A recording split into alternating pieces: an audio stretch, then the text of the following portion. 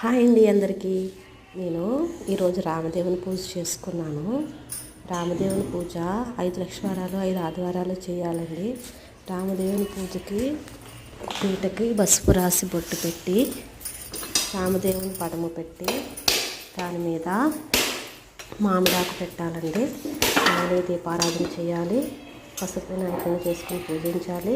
గోధుమ రవ్వ ఆవు పాలు పంచదార కలిపి 5 ఉండలు చేసి రామదేవునికి నైవేద్యం పెట్టాలి. నైవేద్యం పెట్టి తాంబూలం చెల్లించాలండి. 5 ఉండల్లో 1 ఉండ రామదేవునికి, 1 ఉండ బ్రాహ్మణునికి, 1 ఉండ ముత్తైదువుకి, 1 ఉండ ఇరుగు పొరుగు వారికి, 1 ఉండ భార్య పిల్లలు అందరూ కలిసి తినాలండి. రామదేవుని పూజకి చాలా విశిష్టత ఉన్నదండి. ఇది చాలా మహిమగల పూజ. నేను ప్రతి సంవత్సరం కూడా చేస్తూ ఉంటాను. మాఘమాసంలో చేస్తాను నేను ఈ పూజని.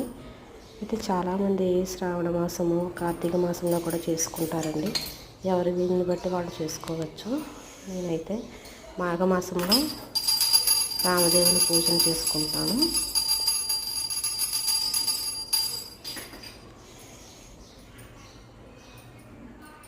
జై శ్రీరామ్, జై శ్రీరామ్, జై శ్రీరామ్, జై శ్రీరామ్.